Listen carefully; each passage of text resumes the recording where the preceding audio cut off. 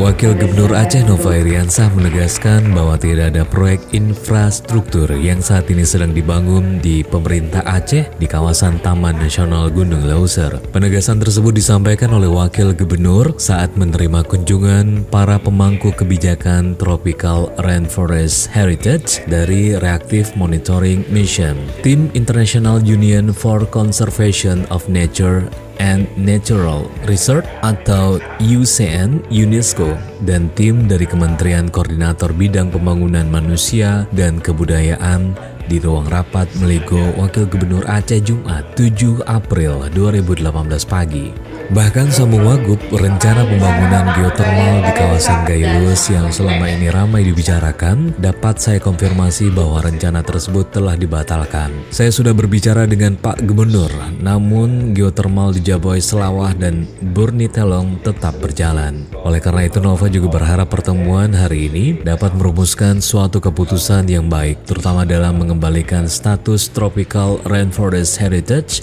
Sumatera yang saat ini masuk dalam kategori warisan alam dalam keadaan bahaya. Sebagai Kepala Pemerintahan Aceh, saya tentu menyambut antusias pertemuan ini mengingat TNGL merupakan Tropical Rainforest Heritage Sumatera yang telah mendapat pengakuan dari UNESCO sebagai warisan alam dunia. Mudah-mudahan melalui pertemuan ini, upaya pelestarian dapat kita tingkatkan.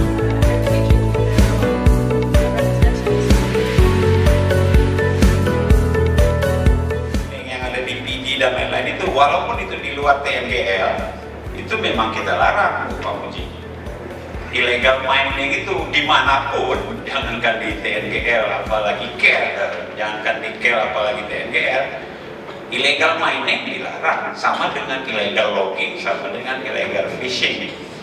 Pak Gubernur sendiri yang menginspeksi pada satu saat dan kemudian memerintahkan Kadis untuk mencabut izin sawmill itu ketika ada pelanggaran.